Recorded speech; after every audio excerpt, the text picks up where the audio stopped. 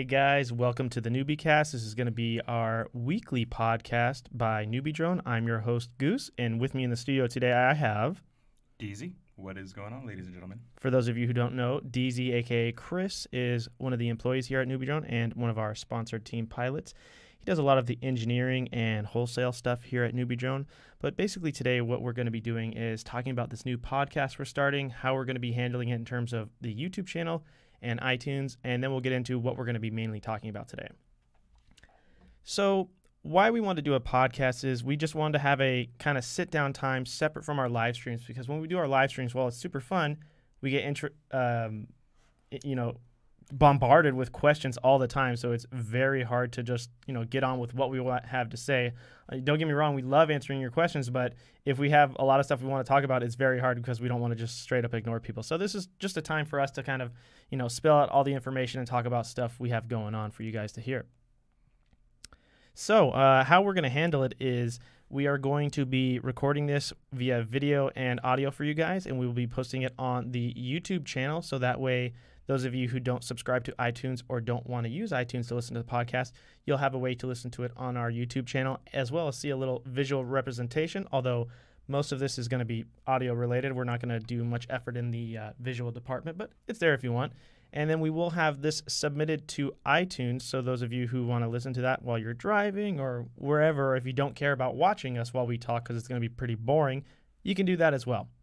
So to get stuff started off today, me and Chris kind of want to talk about how we got into FPV and how that cascaded us into getting involved in working in the FPV industry. And a lot of people might think that, oh, you probably have a background in doing RC stuff or working in other RC stuff that, merged into drones, but really that's not the case, right, Chris?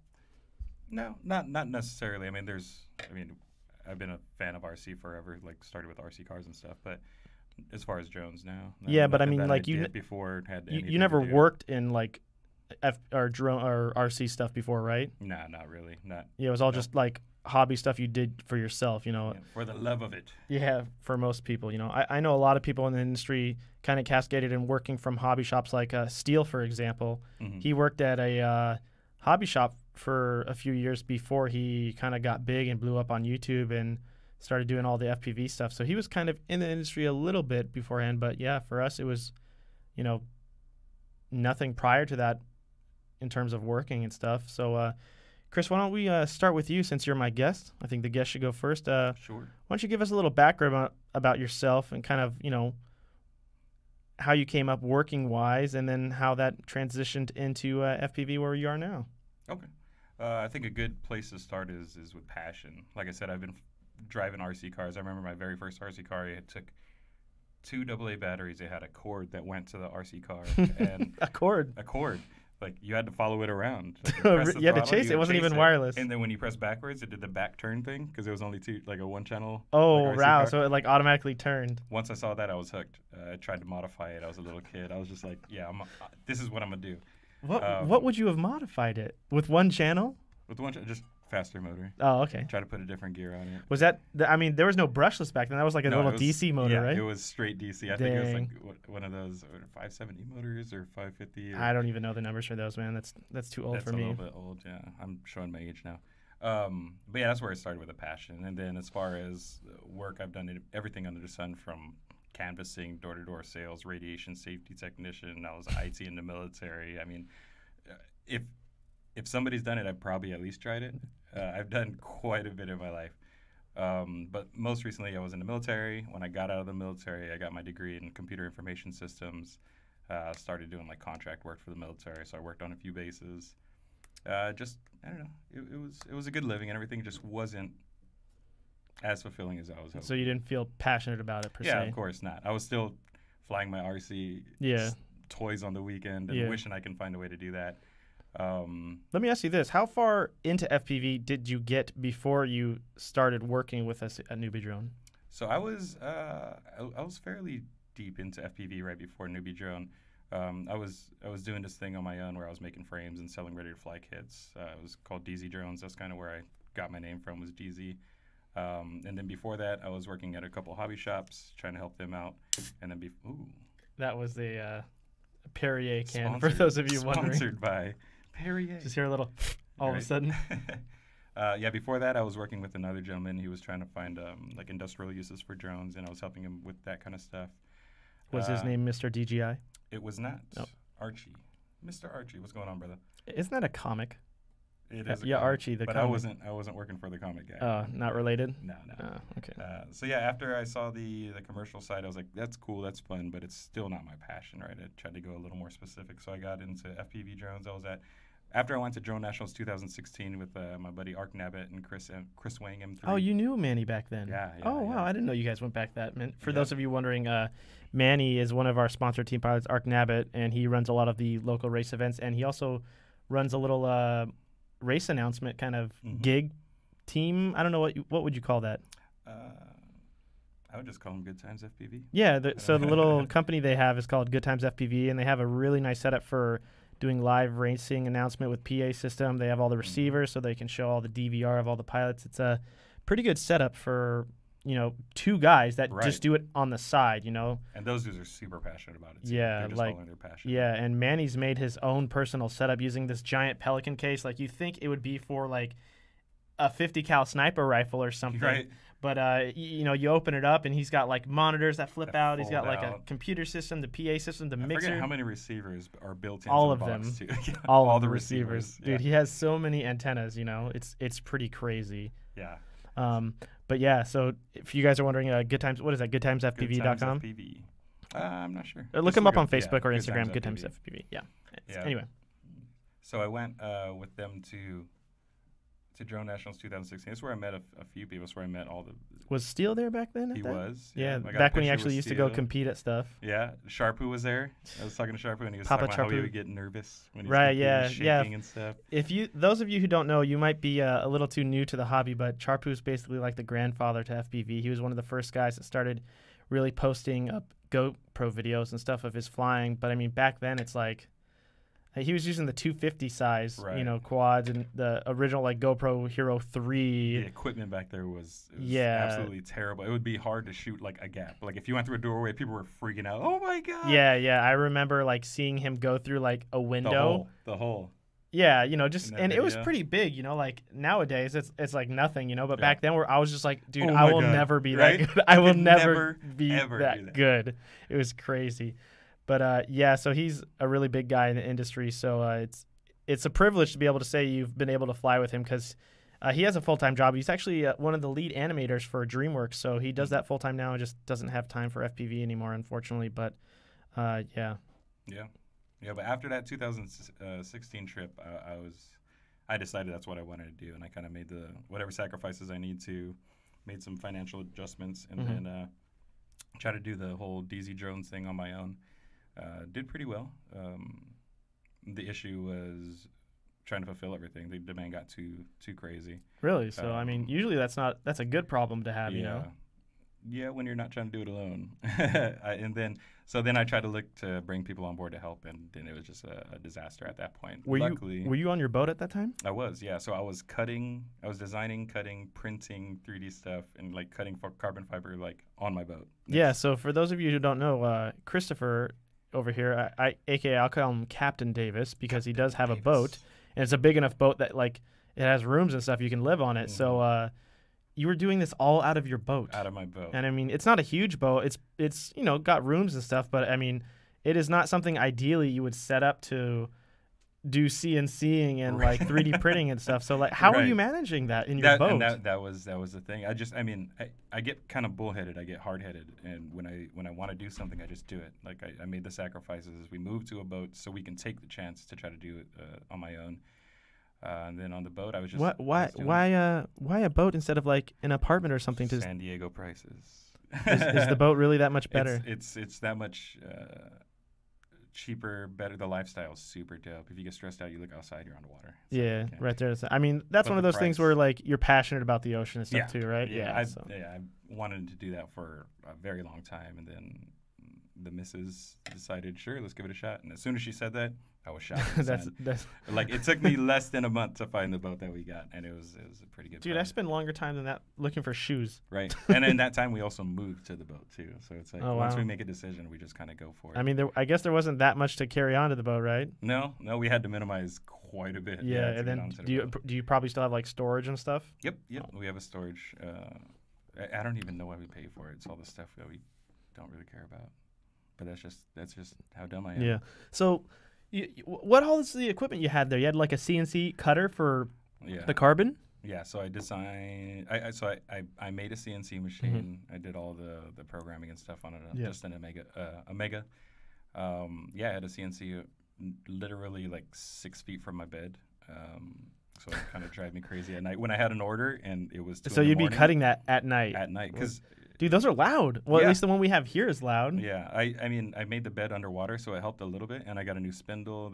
So it would be actually cutting the carbon while it's all underwater. Yeah. Oh, that probably helps a lot with particles too. Okay, did that help with the sound a little? Yeah, it did. Nice. Yep. Nice. We should do that here. We can give it a shot. Yeah, see what happens. About it. But Nice.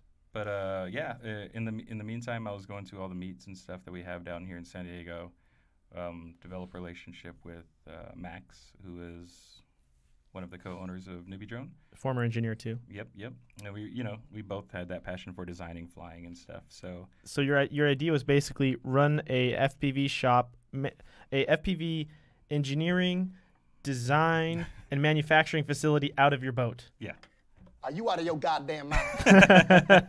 Fine. That's pretty much you. That was a good. That's why I got those sound effects, guys. So if you hear that, that's some fun memes we'll have going on once in a while. Nice.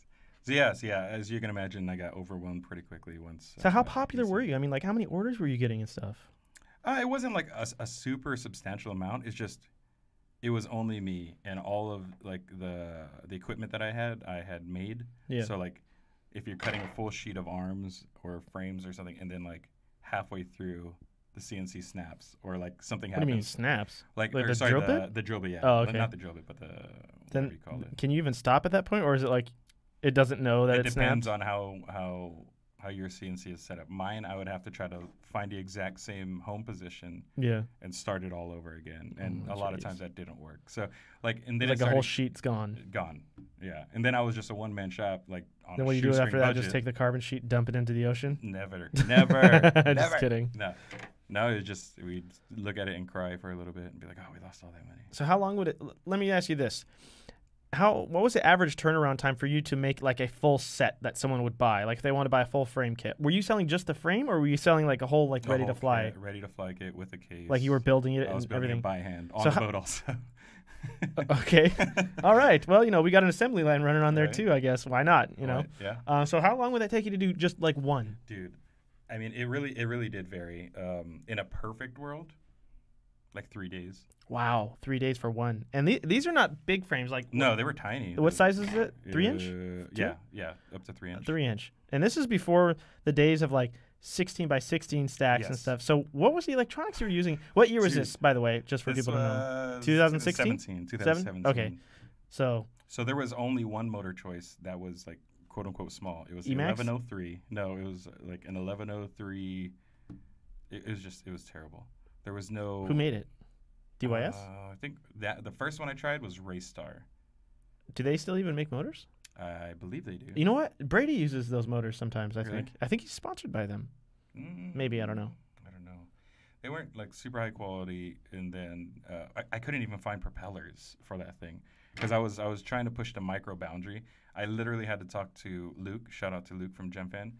To Luke to see. Oh, you knew him way back then. Mm-hmm. Okay, cool. Yeah, so that's how I knew Luke. Is we worked together on a. And Luke is project. the owner, co-owner, I believe, business partner. I'm not exactly sure how the structure works out, but I know he's involved with upper management of GemFan. Okay, just for people to know. Mm-hmm. And I've met the owner of GemFan, nice gentleman. I forget his name. We only met one time. I call him Mr. GemFan. Mr. GemFan. But yeah, so the props, I had to work with GemFan to get some props that work because everything else would just slip off or just bend. That's super cool that they would work with you, especially if you're such a small person. That's like, how did you even get an in with them to like get to that level? It was weird. You just like hit up support at GemFan.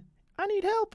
So Luke, because they recently opened up California, like I don't know if it's a distribution center here in California or something. Started selling there. So he had he was showing face at all the local events. Right. And he went to one of Manny's events that he was hosting over at. Manny was hosting events way back then still. At Silent Flyers. Was it I Good Times don't know. FPV I back don't then? think it was Good Times FPV. Was that only when Billy came in the picture? I believe so. But yeah, he was there. Jeff Fan was sitting there, you know, and I was just kind of chit chatting and networking, and he saw the frame and he asked about it, and Because there weren't a lot of microframes there back was then. zero microframes. So you were like one of the pioneers of microframes. Yeah. I didn't even know that, guys. That's pretty cool. Yeah. So. Wow. I should have added that sound effect. Damn. You should. Damn. Next one. Next Okay. one we'll have to Gotcha. do it. But yeah, so he was able to find a prop that worked. It worked really well. And then it just got a bit crazy. So me and Max were talking one day, and I said, hey, you know, do you guys need another member of the team? And luckily he was like, yeah, come on in. We'll sit down. We'll chit chat. And I think he kind of knew like what I was capable of, and if I could bring some value to the company. So joined Team NewBeeDrone, and here we are, doing a bunch of stuff. And I was already here when you came, right? You were, Yeah. Not super long, but yeah, but I was like, I think it was like maybe like a couple months or something. Yeah. It wasn't that much. Yeah, not too long. I was like, oh gosh, who's this new guy? This is guy. Are they already trying to replace me? Oh, jeez, Rick. No, it wasn't you. Yeah. So yeah, I was brought on board as customer service. Yeah. So you started as customer service, right? Yeah. Okay, and how long did you do that for? I recently transitioned. Yeah, well, we'll get to that. I wanna kind of touch base on like what your history with NewBeeDrone has been so far. You know. Okay. First I started only doing customer service. Just replying to the tickets only. Tickets. And were you doing email stuff too, or was it? I think Max was handling emails. Yeah. So I was hired on originally only to do tickets, not even RMAs, just to answer the tickets because we had another gentleman working on those. And then so I came in and I got into the flow and I started finishing my workload. So I started asking like, what else can I help with? So then they put RMAs on top. And I was like, cool, I can take care of, it makes sense. I'm customer service. I should do RMAs and the tickets. Yeah, I know. And then, so Gotcha, bitch. Yeah, they did. They got me good. And then I started, because I still have the passion for designing and stuff, started showing some designs or started bouncing some ideas off. Yeah, because Max was doing most of the design stuff in SolidWorks at the time. Correct. Doing the cockroach frame, all of our 5-inch frames, and various other projects. And then, but you weren't using SolidWorks. You were using a Fusion 360. Fusion 360, which is free. It is free if you sign up with the right. As educational. Yeah, it's like education or something. I mean, we're learning. Yeah, I use it for myself, personal. Don't tell Fusion. At first. So yeah, once I started showing some of that. Hey, our company now technically pays for it, so. This is true. One member does anyway. Yeah. $60 a month. Sorry.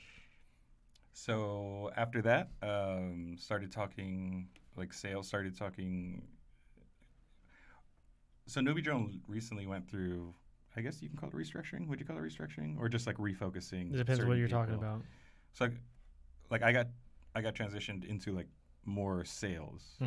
Right, so I started doing. So I was doing customer service, RMAs, and sales. That's when Fio left. Correct. Yeah. Okay, yeah. So Fio, who was another ex-employee of ours, he was handling that stuff beforehand, and then he left the company to go do other stuff, and then kind of they put that on Chris because Chris has a good kind of I don't know if I would call it a sales background, but you're very confident in like good with sales and stuff. Like some people are just not like good at like sales, and because sometimes you got to be pushy, but sometimes you got to know when to like be easy, and you got to know how to talk to people and stuff. So like it helps being socially comfortable. People skills. Yeah. Oh, he got the people skills. He got the people skills. Yeah. Yeah, and I think that also comes from my history of doing everything. Like I said, I used to do like door-to-door canvassing. So when you're like, what is canvassing? So canvassing. So this was for like I imagine like Bob Ross walking door to door painting people. It's would you like a painting? Because it was door to door and there was paint involved. Okay. But it was for a company that did like repainted your house or did fascias or redid like there was just they would do like exterior. You just offer to like repaint people's houses pretty much. Door to door. Would you like specifically try and go only to houses that look like they needed paint, or like even new houses? No. But if I saw one, I'd definitely I'd point that out. Be like, hey. Like the first quote unquote, like the first exposure or whatever that led to a sale, it was a guy out there and he was struggling. He was like sweating. It was like 90 degrees. He was trying out. to paint. Yeah, he was like trying to it was like the front of the roof. I don't know. I think it's called the fascia. He was like ripping it off, and I was like, "Dang, that looks like hard work." You know what I mean? He's like, yeah. I was like, "Hey, I'm meeting your neighbor. You know, next week, can I put you down? We'll just drop by here and give you a quote." So like, when it comes to like rejection or anything, I've already like experienced. You know, I think someone that's like out there, if you've gotten to the point of you're doing it yourself already, you've like committed. But what was the deal with him? Is that what happened? With what guy? The one that was out no, dude. I guess he like watched a YouTube video and he said, "Oh, this is super easy." You know what I mean? Reality struck in, and yeah. So I've done that. I've done cold calling businesses to try to sell them phone. I would just get a phone book for this business. It's called Just Trinkets, and I would go through the phone book and I would call businesses trying to sell them pens with their name on it. How'd that work out? Dude, my ratio on that was terrible, but it was also cold calling. But my ratio was better than anybody else in the office, so it was like it was weird. Yeah, but cold calling in general is very difficult. It's super difficult because you know what happens you know what happens when people cold call us. Yeah, same thing. Hang it up. Yeah, that was best case. Like I wish they would hang up half the time, but I'm not just serious. I'm for real. Yeah, and then sales. So then I started taking sales, and then I started getting a little overwhelmed with doing RMA, customer service, answering emails, answering the phone, sales, et cetera, like all the. Were you setting up distributors at this time? Mm-hmm. Yeah, so you were doing that too. I was doing all. So not even just like handling sales to people, but like actively going out and trying to find new companies to set up distribution with, and like reaching out to other countries and like always taking feedback, because like. If you guys look at our Facebook groups at all, you'll see there's a lot of people that go, "Well, how come you don't sell in our country or whatever?" Right. It's like, well, we need hobby shops or stores or whatever to like reach out and ask to carry our stuff. Like we can send, we can do cold emails all day long. The ratio was terrible. Trust me. But like if people like hit up shops and be like, "Hey, you guys should carry NewBeeDrone products," it's a lot more likely for them to like reply to us or even contact us. Absolutely. For us to carry the products. So. Because their customers are like, "Hey, I would buy this if you had." Yeah, if there's demand, then that usually will make them place orders with us. So makes my job a lot easier. Yeah, for any of those who are listening and you don't have NewBeeDrone stuff local in your country, find your favorite hobby shop, give them an email, social media, Facebook, Instagram, whatever. Be like, "Hey." Walk in and be like, "Hey, where's the BeeBrain lights?" Yeah. And then shoot me an email, chris@newbeedrone.com, and I will reach out to him. So I'm developing this thingy thing, but we'll talk about that later. Oh, what, like today? Or? Like no, not today. But yeah, if customers go ahead and try to help us, that's all I will say about that for now. Yeah. So you do that, and then I started getting overwhelmed because I started going on trips because. As a sales guy, you need to show face, like when you're doing all your, like when you're going to a CES or when you went to Germany or any of those kind of things. Yes, especially at CES, because like CES, not so much for the FPV community, but like we have the main thing we showed off at CES was the Ready to Fly kit, which for those of you who don't know, who is pretty much a box goggle, but the FPV screen flips open and is detachable, and then inside the actual goggle box, the Acro B and the batteries and the charger slide inside there and fit in this really nice little compartment. And then on the other side of the goggles, our own radio kind of not clips in, but it fits into place, and everything comes in one little convenient package. And this is really a product we've been aiming to make towards the mass market, because we want to, FPV community is only so big, so we're only going to grow so much. It's a very niche market. You might think like, oh, there's thousands and thousands of people. Like, what, maybe there in the whole world there's like 100,000 people into FPV. Which is tiny. Yeah, which is tiny. Like, so, that may sound like a lot, but when you have all these competing companies trying to grow and pay salaries and insurance and all that and overhead and like expand, it's really not much. God forbid they want to innovate. Right? Yeah. And especially, this is not a knock to any specific people, but there are a lot of people who come into the hobby expecting things to be super cheap, like super toys and stuff, but a lot of people don't understand this is a hobby industry, and hobby stuff is not generally cheap. We're not $1 billion or $1 million corporations that have, VC backing or funding or access to like all these, big things. We're doing this from the ground up and learning and stuff, you know. Modest company, yeah. Yeah, I think after I started going on the trips, we really started realizing, hey, I literally can't do all of these things at once. So we talked to Kyle, who is at the time was sorry about that. Kyle at the time was handling all the warehouse. He was doing all the shipping and stuff. We thought he would be a better value on the inside, handling customer support, because he actually knew what he was talking about. And at the same time, I was also getting super overwhelmed. So transferred him in. Now he's handling all the customer service and RMAs. So shout out to Kyle. Yeah, for those of you who don't know, Kyle, who's now the customer support guy who pretty much took Chris's place. Kyle's been at the company longer than any of us. He's like one of the OGs. Yeah, I'll have to interview Kyle and get his whole story because I don't even know his whole story because, like I said, he was here before me, so I don't even know really. He knows some dark secrets, probably. Maybe he does because I don't even know like how he was approached or how he even like met anyone at NewBeeDrone. Do you know? I don't. Huh. I know like Levi's story and all that, but yeah, Kyle's a mysterious little guy. I see what you did there. Shh. But I'm for real. Yeah, you know. me too. And so now you're doing all that, and we got Kyle inside handling the support, and then we hired a new girl, Lynn, who does all of our warehouse and shipping management stuff now.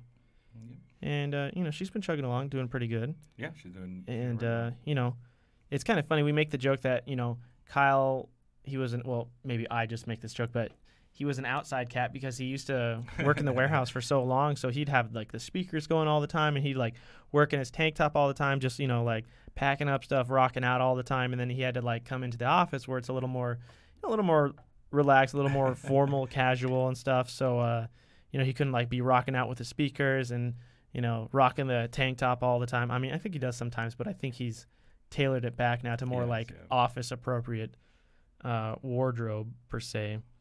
So that's kind of been a nice change. And I think a lot of people still think it's tell Kyle I said thanks, I just got my package. And it's like, hey, it's not Kyle anymore. But if you guys have ever opened a ticket within the last, like, I don't know, how long has he been doing customer service? A few months? 2-3 months. 2-3 months? Yeah.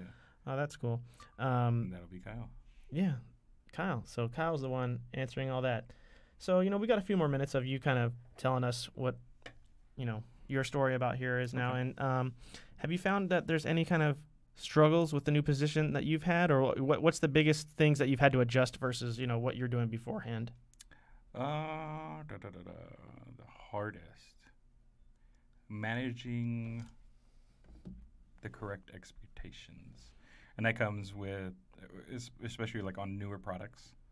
I think that's just, the time frames. Yeah, you have a lot more responsibility now. Yeah. Especially with kind of representing the company, because like anytime there's big wholesalers or, you directly handle our talks and communication with, for example, Get FPV. They're one of our wholesalers. They purchase a lot of stuff. Same thing with Tiny Whoop. So you're the guy that they directly talk to. Right. You have to be their best friend, their best customer, their best salesman, all that kind of stuff. Of course. So but are you're comfortable doing all that kind of stuff? Yeah. It doesn't like I said, it doesn't bother me. I've been in sales for a little while.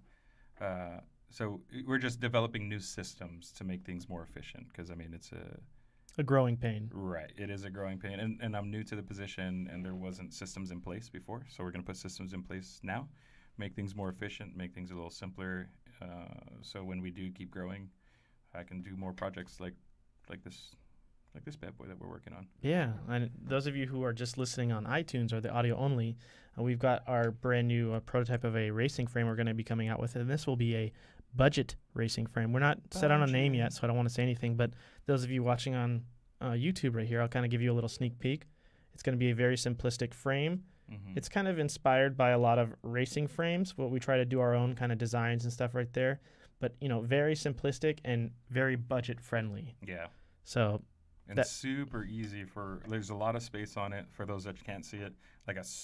I love extra loft. space because I love rocking 30-30 stuff. Yep. So a lot of extra space on that, and then also like super easy repair. And it does support 16 or 2022, right? 2020, 30-30. That'll be handy for if any company comes out with a really, really good 2020 stack soon. I wonder. Yeah, but we won't get into that. But cool. Thank you, Chris, for sharing all that. That's pretty good. And I guess I can kind of get into. Yeah, let's hear your story. Yeah, my story, the great story of Goose, right? The great Goose story. Yeah. So I never dreamed I'd be like working full time doing like hobby RC stuff. As a kid, Same. I was really into RC stuff. I didn't get like into serious RC cars or anything when I was a kid. I had like pretty much like the ones you get at like Best Buy or whatever was, Target, whatever, or Radio Shack. I never got into like the hardcore like HPI racing or Traxxas stuff. Your hardcore was the 9.6 volt battery. Yeah. Where it looked like damn, those things were expensive, They were terrible. Like back when I was a kid, there was like not even like rechargeable AA's back then, Right.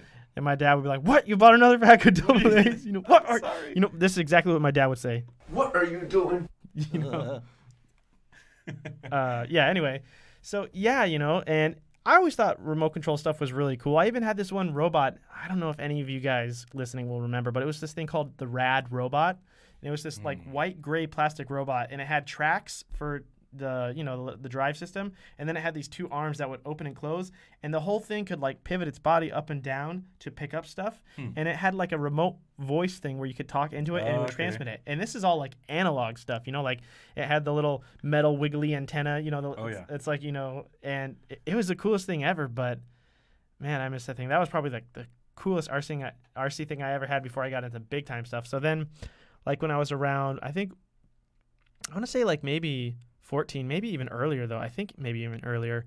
I had gotten into the idea of like RC helicopters, and back then there was only like gas RC helicopters. There was no electric, stuff back then. Even like electric cars, like serious ones, weren't that fast because LiPo there was technology. No brushless. Yeah. So like even like gas cars was really the only thing they had for that. And my older cousin, Greg, who is the owner of a company now called Smoke Buddy. Shout out Smoke Buddy. He had the big HPI gas cars and stuff. But, when you're like an 11 or 12-year-old kid, like a $400 race car, that's like, no way. It's never going to happen, Ever. But he would like let me play with his, and like they were so much better than mine, just like on another level. I like wouldn't even want to use mine anymore, But it was crazy. I could barely even drive them. Like he would have to like on the radio, I guess you could set a governor for the throttle. Oh, okay. And so I'd like get it down, and then he'd take over, and like he'd like reset it, and it's like way faster, and I'm like, what's going on, man? What are you doing? Yeah. But so eventually, he got into RC helicopters too, the gas ones, and obviously I wanted to too, but I don't have, those back then you'd buy the frame for about $500, and that's just the whole plastic frame. That's no hardware, that's the hardware, no electronics, no gas, no it's just the basic frame, the skeleton of it, and then you would have to buy the gas engine.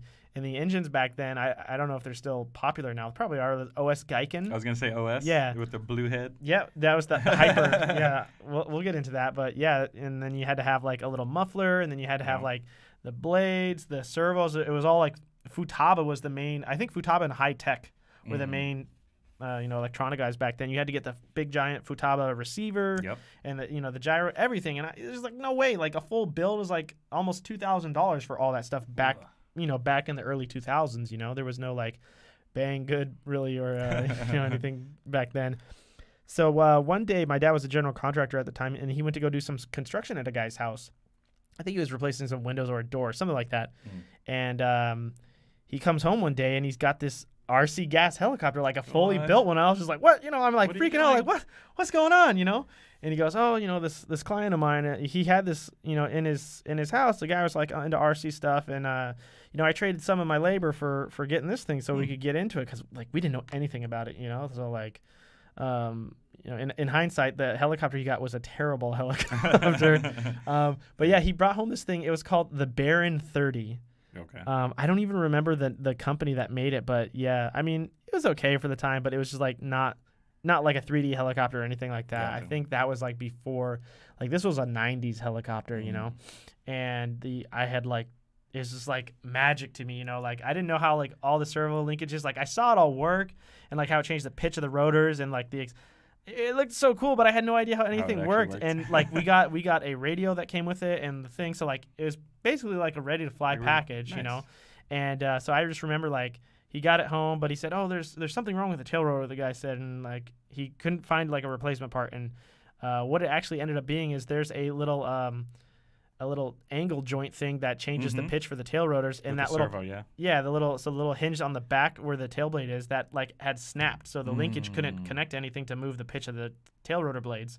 So you can adjust that. So like I remember like we got it started up where you put the little starter motor into the input shaft of the motor. Glow plug gun. Yeah, and then you put the glow plug into the head of the motor. And you know, it takes a few tries, and then finally you get it, and then you got to like adjust the throttle trim a little bit to keep it alive. And then like we step back, and it's this huge thing. Like if you guys are watching, like the rotor blades are probably like this long on the thing. Like this thing will like chop you in half if it hits you. 3.5, 4 foot. Yeah. So like. And we got it in my backyard, and I start taking it off, and start spinning up. And then as soon as like I get off the ground, it wants to start spinning, you know, like crazy because there's no tail rotor control, you know, to counteract the torque.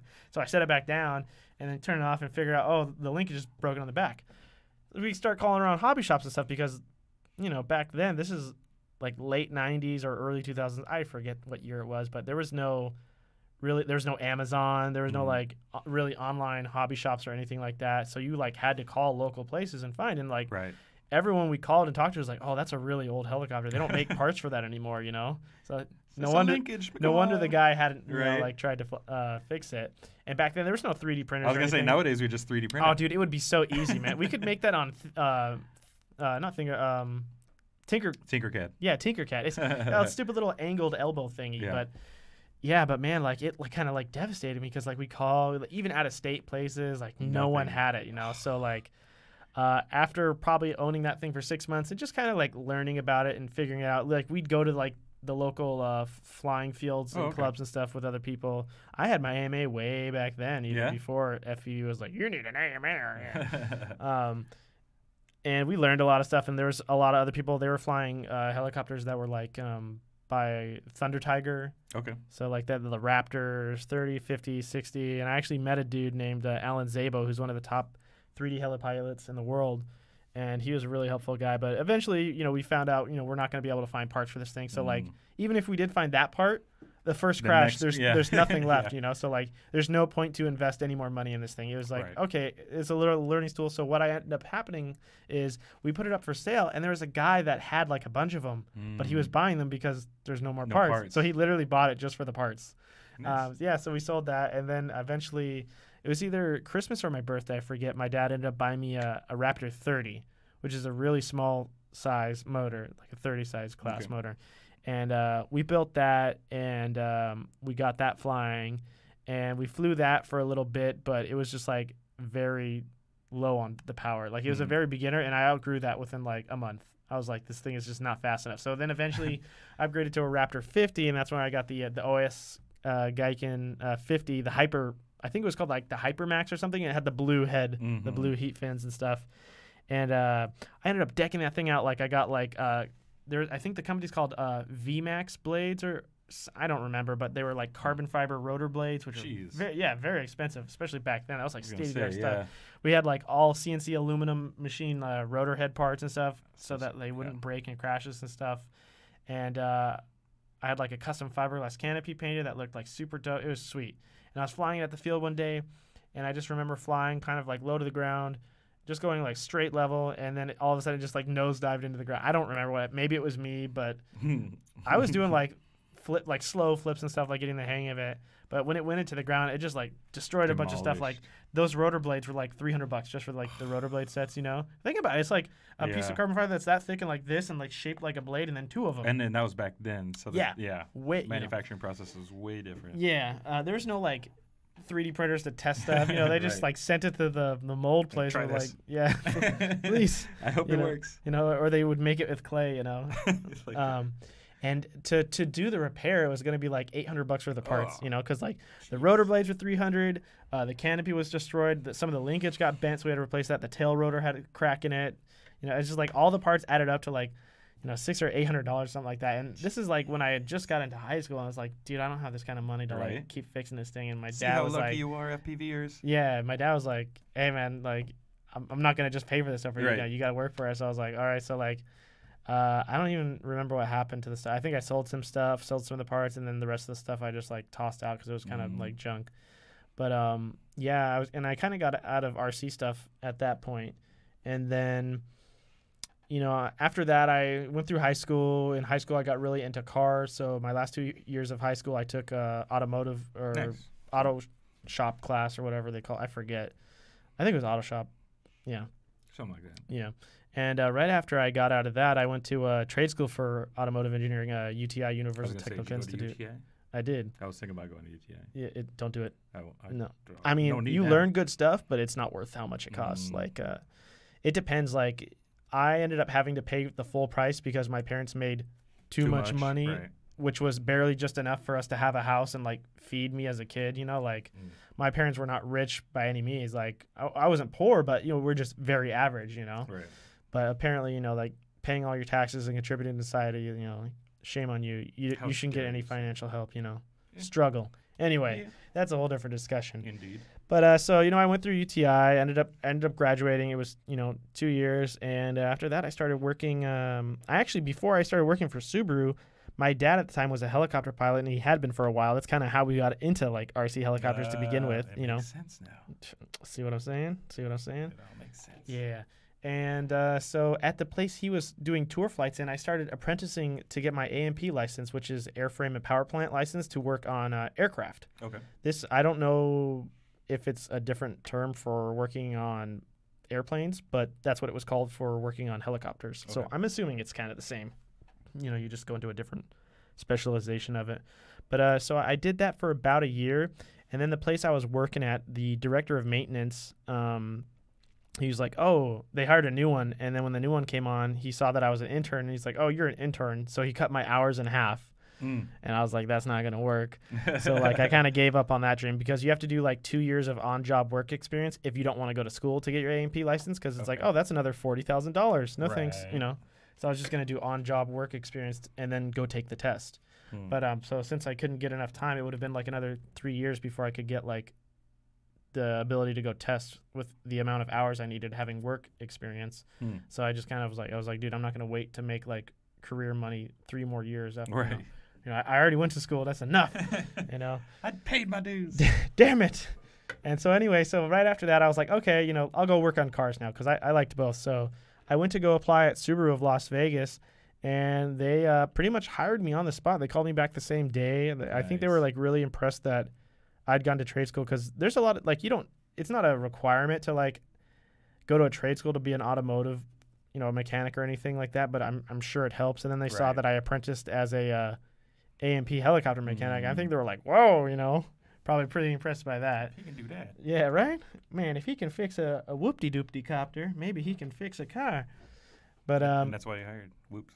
yeah, so I started working for Subaru I worked for Subaru for almost 4 years. But in the meantime, like halfway through working through Subaru, and this is like 2015, I started kind of getting back into RC and seeing the FPV stuff. You know, I'd seen like the very, very early videos of Charpu, like on The Wired with like Norm, and this is way back in like the QAV 250 days. And dude, back then, you know, they had like 3D printed motor angles. I remember that. Yeah, what was you the had to take off like this. And Yeah. then whenever you fly forward, then it would like... And what was the point of that was so you could fly faster forward, right? Yeah, so instead of adding camera angle, I guess? Yeah, You just did the whole I guess thing. like, yeah, the idea of camera angle hadn't like occurred back then, you know? Yeah, maybe they were trying to make it like more arrow, like flat when it goes. I don't know. Who knows? Anyway, that fell off. That was crazy days, you know?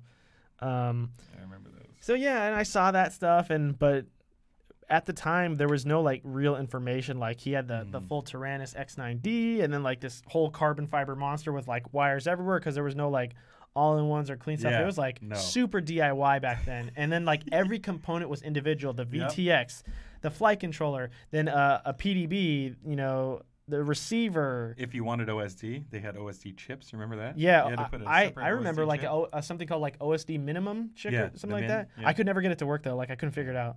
I just didn't fly with OSD until it came on FC. Yeah. Well, the first time I got OSD was there's a guy Mike who runs FPV Flight Club. Okay. He's kind of like who helped me build my first quadcopter. The first quadcopter I ever built was from Flight Test. It was called the Versacopter. It was like this rectangle with the carbon dowels that. on each end. Yeah. And it could be like a quad or a hex or a octo, right? Is that no, the no, one? no, no, Oh, no. it's a This different is just like a long rectangle. It looked like a big giant TV remote, and then it had two carbon poles on each end, and then the motors would attach. Looking at it now, it's like, dude, it's such a bad design. Yeah. But back then, it was like What is that? holy cow, you know.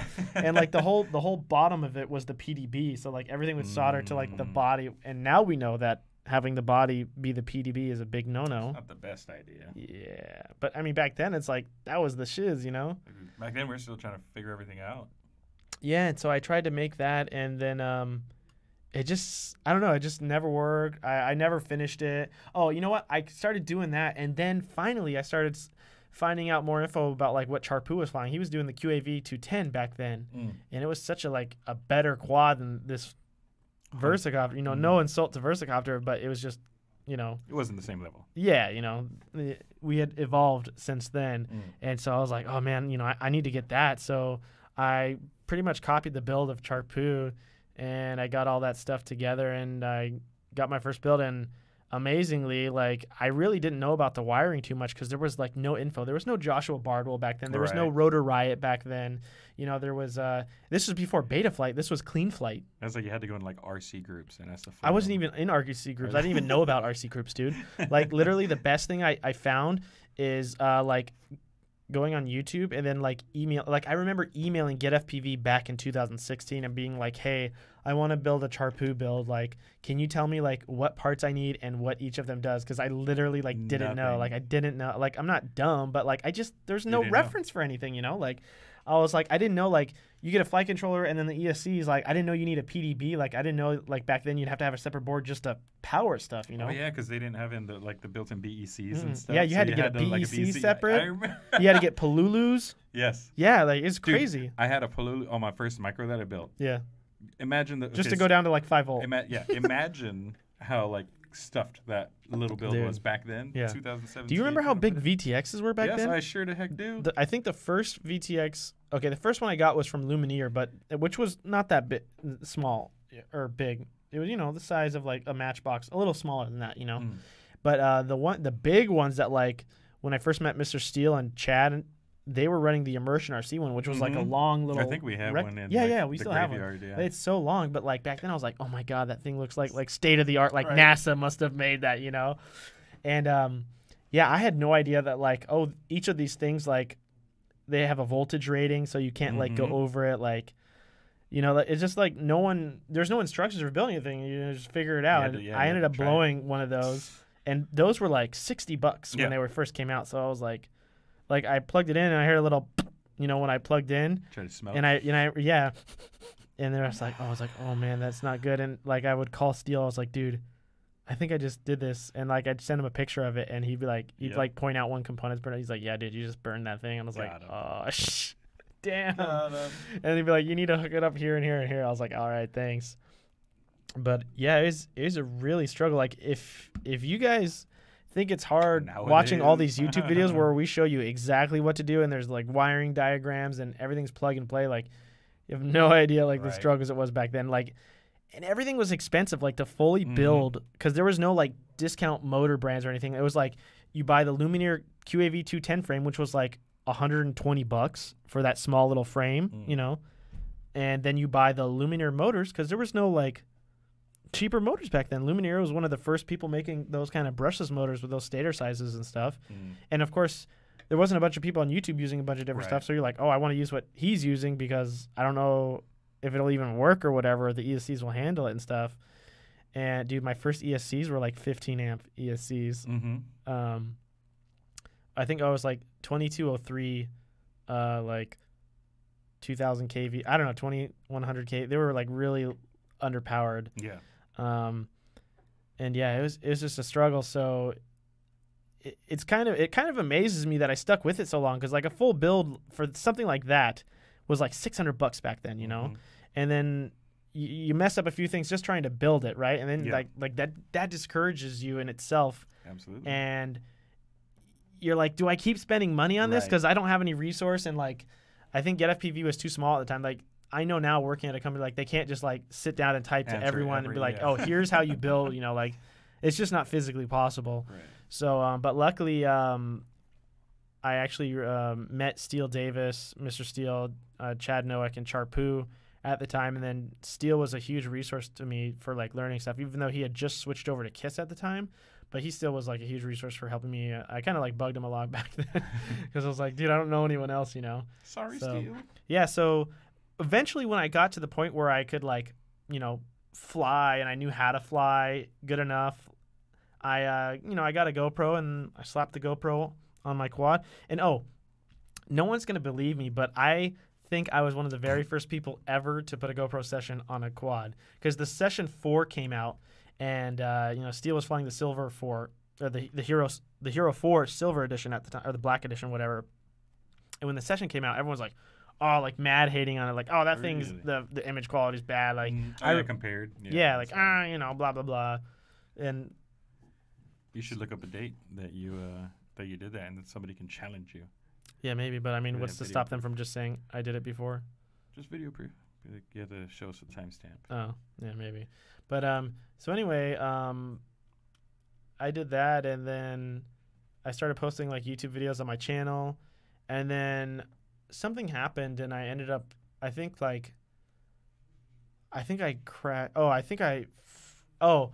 I remember I was flying my QAV210 around like a lake, like a pond. This is the story. No, this is a different one. That's not the alien one. Oh, That's a really this happened twice to me. No. But never again now. Got him. Although I have flown over the ocean since then, which was really scary. There. I was like Charpoo at the time. You're shaking. Yeah.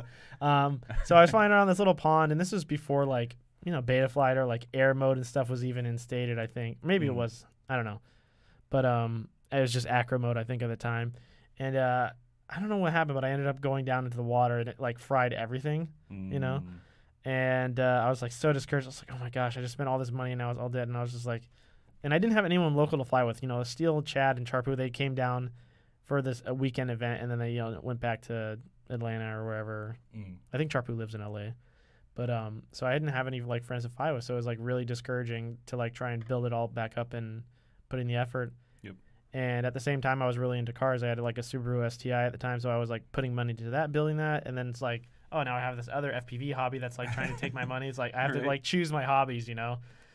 But I got out of it, and then eventually, I think I was talking to Steele. I kept watching Steele's videos. Like he at the time he didn't vlog, but I made a vlog. I made the very first vlog with Steele and Chad.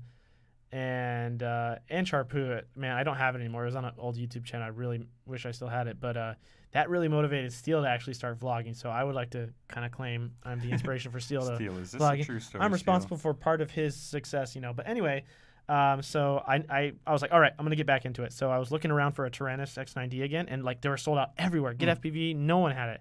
And then I told Steele, I was like, hey, dude, if you know of any like, places selling one, let me know. He's like, okay. And so then like a couple days later, he texted me, and he's like, dude, I found this store that has Tyrannus. He was like, really? He's like, yeah. At the time, Steele was looking for X4R receivers. You remember those? I do. PPM. That's even before S-Bus. That was before the RXSR, right? No, X4R was S-Bus, I think. I just remember they were big. Maybe. I don't know. Whatever. For my use. Yeah, but anyway, like I started on PPM, and it was really slow, you know. Maybe that's why I crashed. It is possible. It is possible. Yeah. Anyway, so I bought the Tyrannus from NewBeeDrone. NewBeeDrone was the store that was selling them, and I got it like the next day. I mean, we're in the same state. I lived in California at the time, and NewBeeDrone was based in San Diego, California. And I just remember, like, whenever I ordered stuff from GetFPV, because they were all the way in Florida, it would always take like a couple days, like a week. Oh, okay. You know, well, I mean, with the cheapest shipping, you know, Yeah, and I understand that. There's no hate to GetFPV or anything, right. But like when I got it like the next day, because I ordered it in the morning, so it went out that day, and then I got it the next day. I was like amazed, because I've How always did been you waiting do that? so long, and I was like super excited. So I sent an email to like NewBeeDrone. I was like, hey, I just want to say thanks. I got this really fast, and I'm like super excited, blah blah blah. And then one of the owners at the time, a guy named Ryan, he messaged me back. He's like, oh, hey, cool, glad you like it. And how long have you been, like, we were just chatting because, like, it was so new at the time. And I was like, oh, blah, blah, blah, blah, blah. And, like, I ended up showing him my YouTube channel, and he, like, really liked some of my stuff. I mean, if you guys looked at it now, oh, my God. The flying. Would we laugh? Yes, that's why those videos don't exist anymore. But at the time, it was like, oh, cool, because, like, no one was doing that aside from, like, Steele and Charpu and Chad, Right. So eventually he, like, asked me to, he said, oh, you want to be a team pilot? And I was like, yeah, cool. So that's how I initially got in contact with NewBeeDrone. And then I did that for about, I want to say like a year. And then like half a year in, they kind of asked me to come work for them doing like media stuff because they saw I was really good with like doing video editing and making like social media content and stuff. They're like, hey, we need someone to like do that for our, do you want to come do it for us? And at the time I lived, I'm sorry, I didn't live in California at the time. I lived in Las Vegas, but that's pretty close to, it's only a few hours away. We can drive there. Yeah. So they were like, oh, you should come down here work for us. And, at the time, what they were offering me to, like, move my whole life down to San Diego, it didn't work for me at the time. So, time went on, and I was still a pilot, and I'd come down all the time, and we'd go to do events and stuff together and fly, and it was a lot of fun. And eventually, they gave me an offer that I was good with, I was okay with. So that made it okay for me to come move down here and start working for them. So I've been working for NewBeeDrone now, I want to say, like a year and like maybe 2 or 3 months now. Maybe a little bit longer because I think maybe a year and a half. Because I know, okay, let's just say a year and a half. Yeah, I don't know exactly, but it's less than 2 years, more than 1 year. Gotcha. So somewhere in that range. And so I started as the media director. So basically, at first I just handled like posting advertisement for Facebook and Instagram of our new products or like updates and stuff like that. And then it got to the point where I started doing all their product photography because we had a photographer at the time. And then I was like, I think I can do better photos than this. And so I did. Nice. And they were better. So then they stopped having a separate person just for photography. And then I did the product photography full time. And then I started helping with like making the product pages because, new products would come in and it's like, okay, well, you're going to do the product photography anyway. It's quicker and easier if you just do the whole process. So whenever we get new products in, I'll take the stuff in, I'll do the product photos, I'll write up the description, post it out there, and then I'll make the social media blasts of certain new items and stuff and share it like that. And then they wanted me to start doing YouTube videos for not only products, but when we come out with new stuff or just doing updates or making cool videos. So I started doing that too, and a lot of people know me, Goose, my personal channel, from YouTube. And that's kind of what I'm mostly known for, but I do a lot of things behind the scenes here too that a lot of people probably don't know about. And then me as well as Chris, we do a lot of like product testing. So anytime there's like a new flight controller board or new motors and stuff, we'll do a lot of the product testing. Like I have no idea how many batteries I've gone through since I've worked here. Like not like killing them, just flying like the Acrobee batteries, So testing new setups and and then we both also help with like product design, like this design. This is all input from all of us in the office, me, Chris, and Kyle. It's not just like Chris is the one that does all the work on the computer for actually doing the design and stuff, but like it's input from all of us. So, we all in our own parts help design new products. And like Calvin, the owner of NewBeeDrone, he'll be like, oh, hey, guys, we're going to come out with this new product. What are some features you think people need? So, we all collaborate and get together and, share ideas and what we think the market is going to or what customers want. Because, Calvin doesn't really fly himself. He's too busy running the business and doing all the, the big boss stuff. So he relies a lot on us since we're very active in the community and we're active flyers, and we started flying as our passion. So we have a lot of good input to knowing like where the market's heading, what people want in a product, and or what we think they want at least. Or where we think it's going, how much things should cost, stuff like that, or what's the best value of stuff people get. And then now we like travel out. We go to events all the time now. Like we went to CES, we went to the Phoenix Cup, and now I'm starting to race in events and stuff like that. I also help whenever there's new team pilots. We help choose that kind of stuff. So anything media related, that's kind of what I take care of. Kind of back end website stuff, I help with that too. And that's kind of my story of how I came into NewBeeDrone and RC stuff, how that all came around. Yeah, I think same for me. I mean, I'm sure we'll find details along the way of this podcast series to introduce new information about ourselves. But yeah, I think that's covering the basics at least. Yeah.